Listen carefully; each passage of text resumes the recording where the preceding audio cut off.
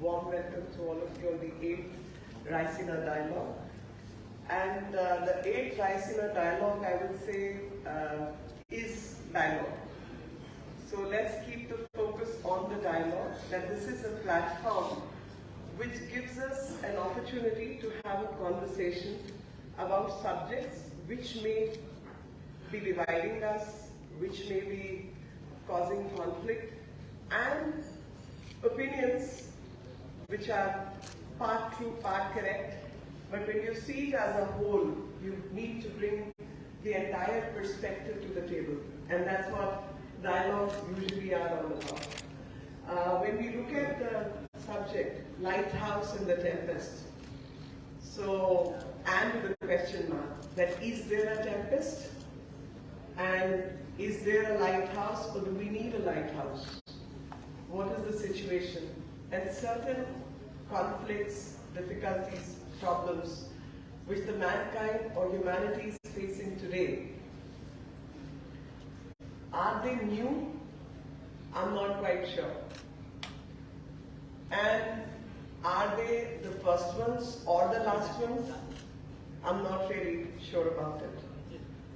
How I look at this subject and what I really wish to communicate is provocation is very much part of our existence.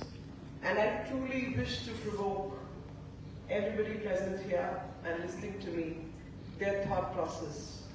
I need to provoke so that the focus is brought to the subject matter and subject matter of the challenges which humanity is facing today. And what are those challenges and how India looks at it. So yesterday I had some visitors in one of my offices because I also wear the hat of Minister of State for Cultural Affairs.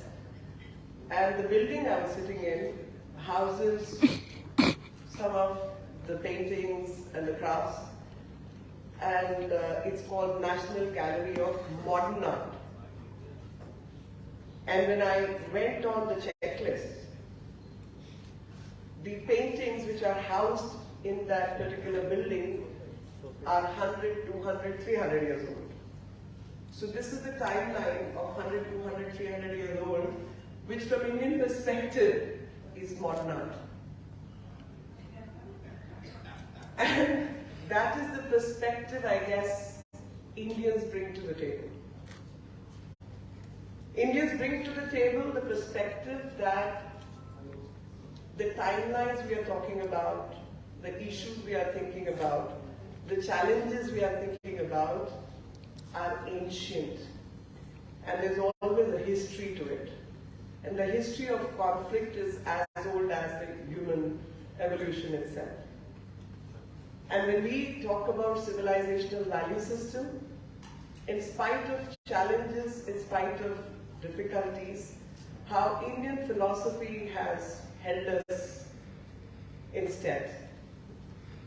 And those principles, I mean the very first principle when I look at today's scene and scenario, which comes to my mind is Yada Yada Hi Dharmasya Glani Bhavati Bharat Abhyudanam Dharmasya Tadatmanam Srijamyam, which means that whenever there will be breakdown of law and order, whenever there will be immorality taking a long shape in the society, every such time, dharma is not in the sense of the word, some people in civilization use it as a religion, but dharma is the righteous conduct. So whenever righteous conduct will be abrogated, in all those circumstances, the nature, the laws will throw somebody to correct that system. Because the system needs to be corrected, and that's how sustainability will take shape.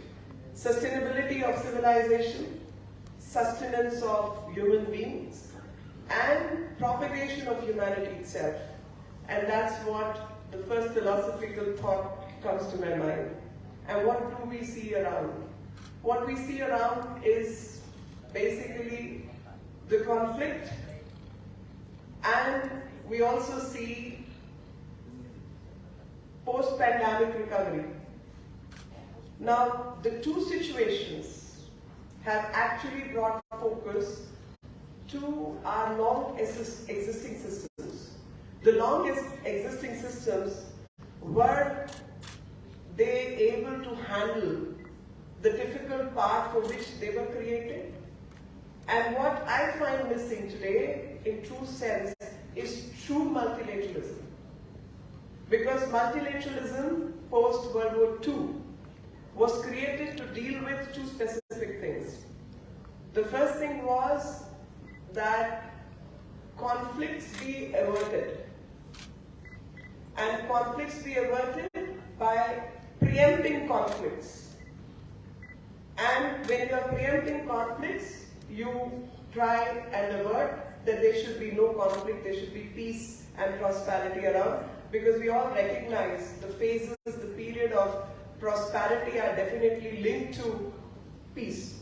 Only in peaceful circumstances can one prosper. Otherwise, the youth goes out for war, people are dying, people are getting killed, and thus it cannot bring prosperity. For prosperity to prosper, we need peace. And to create those situations, the multilateralism was created as one of the pillars. The second aspect was to, in case of conflict, there should be peaceful resolution of those conflicts. Have we succeeded in doing that? And if not, then the principles on which multilateralism was based somehow has to look within. And thus, it calls for reforms. It calls for changes. It calls for the methods which need a relook at the manner in which things have happened, because the two particular aspects have not been dealt with. And in that context, I would say the Prime Minister Modi has several times spoken about 4 Rs. First is to respond. Second is to respect. Third, to reform. And also recognize. So whichever order one can look at it, I would say once we have recognized the problem, let's recognize the problem.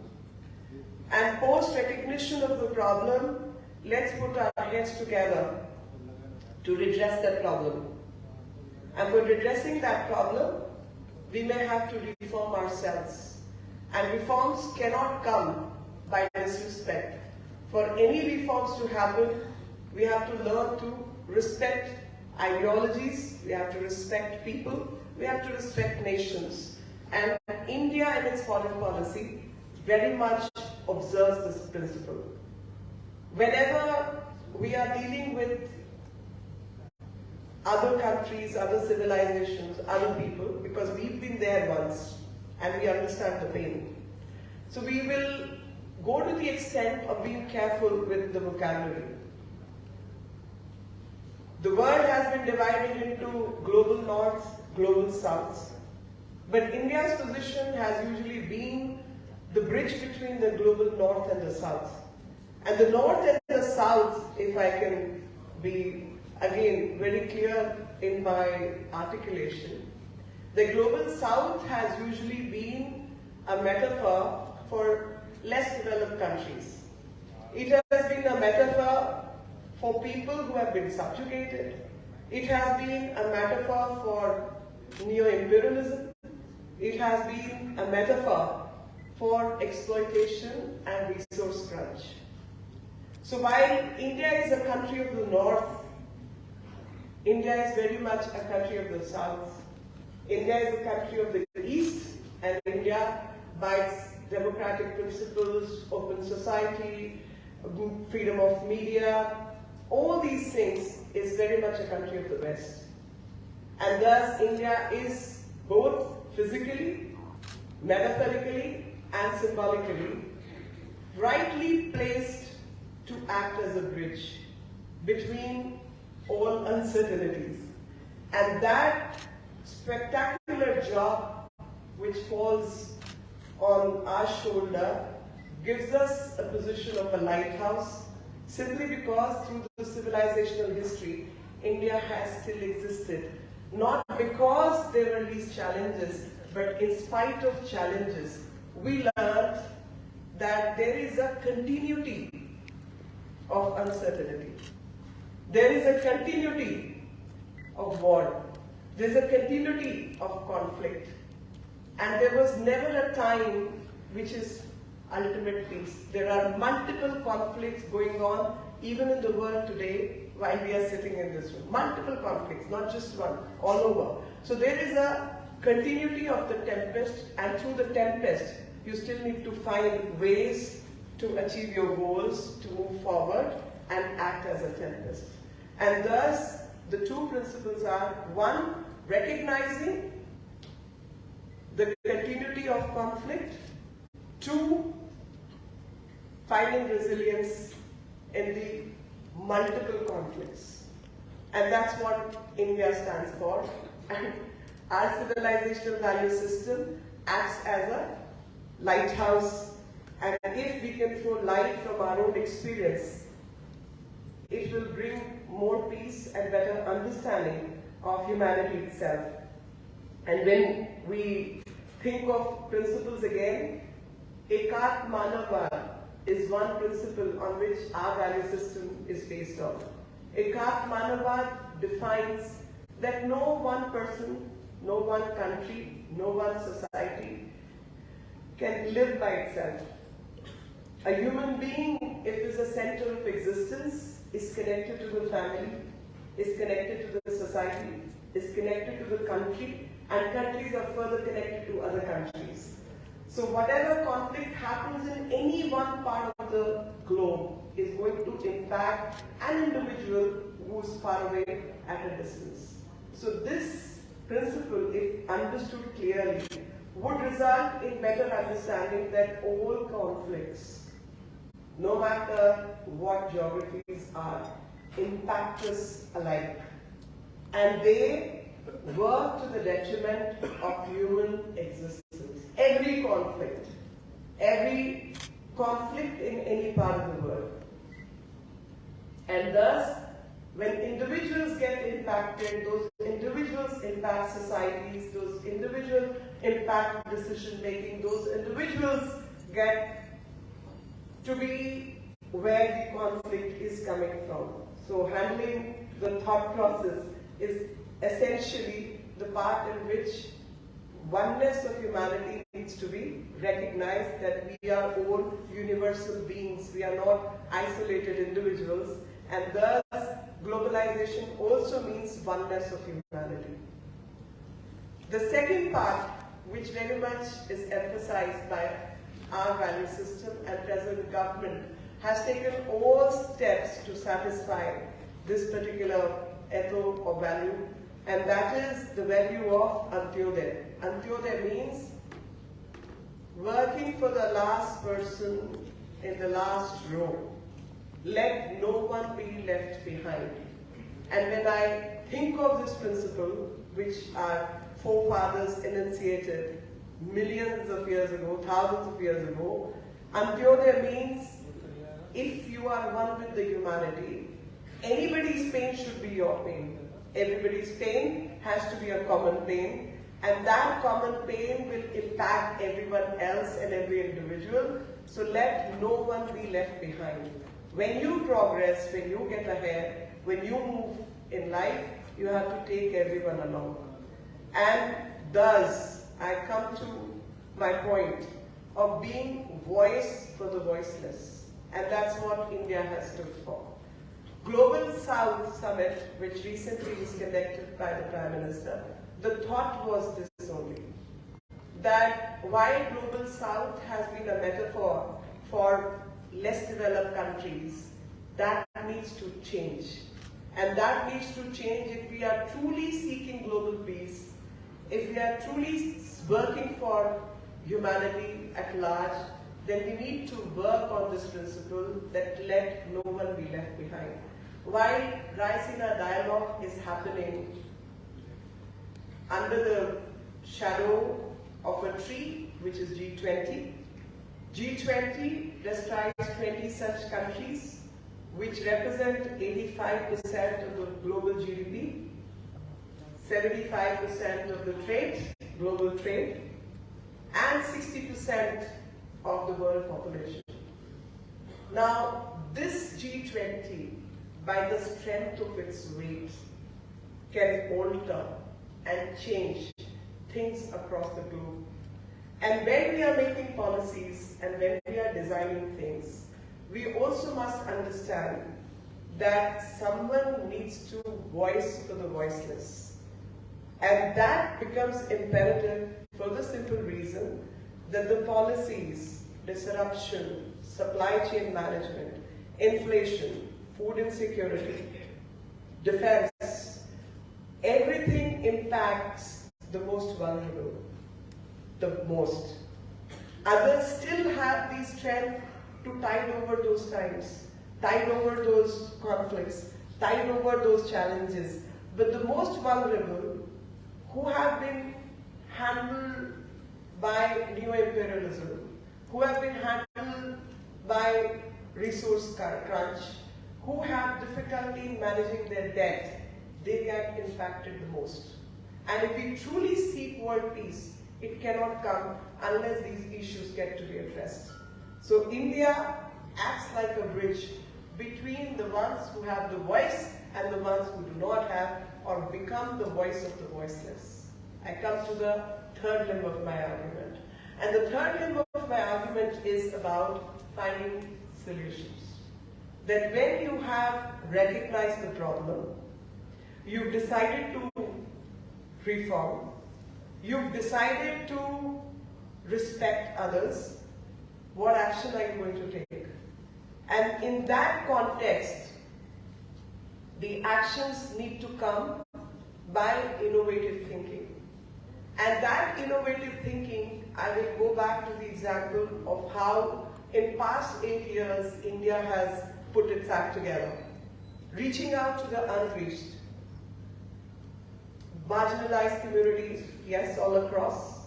Every country saw that. Pandemic showcased to the world our vulnerabilities. And when those vulnerabilities were brought forward, the vulnerabilities were the vulnerabilities of the kind that most developed countries, most affluent countries, did not know how to help its own citizens. The medical systems were overwhelmed. People did not get placed in the hospitals. Burials could not be arranged because there was lack of manpower.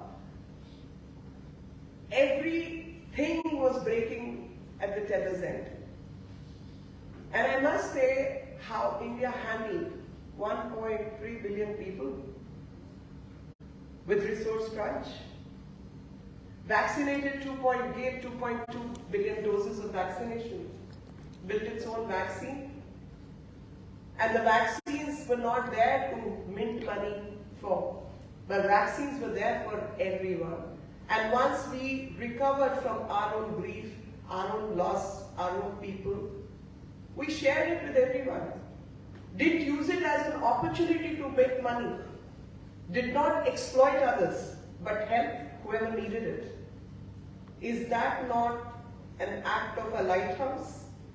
That once we recognize humanity is connected, once we recognize globally we are all one, and no one can be happy in pursuit of individual happiness. Happiness has to be collective. Once that aspect is recognized, you share. And I personally believe that COVID or pandemic would have changed many a people. It would have brought forward to the minds of many a people, ultimately, our lifespan on this planet is limited.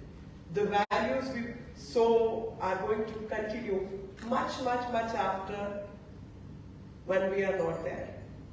And that is a civilizational value which Indians can bring on the table, because the perspective we look at things is something like 5000 BC. As I said, I began from there. 300, 400-year-old paintings is modern art gallery. Time frame, perspective, value is completely different. And once we know my time on this planet is finite, I'm not there forever. I have a role to play. I'm just a speck on this earth and will become one with the universal good if I do good deeds. That's all what will give comfort to a person. And once that comfort at individual level comes to us, we will have a different perspective on how to handle global good or global ill. And the global ill would be a pandemic, which I'm sure was not the first and will not be the last. How you handle that situation is what makes you different from others, and how you handle is when you comply with your own needs, you got to share it with others who are equally placed as you, and thus cooperation. Cooperation amongst all. There is no one who's big, there is no one who's small. And thus, the effort of cooperation as Indian experiences, we do not call it aid. We do not use the word grant. We call it developmental cooperation. India is running some 800 odd projects in 70 plus countries. Never ever you'll see any of our officials or politicians use the word, we give this in grant. No. This is developmental cooperation. Because no matter how big, small, vulnerable or strong, we are all connected and we need to respect that. To have a stable global order for sustenance, for sustainability, we need to understand the word respect.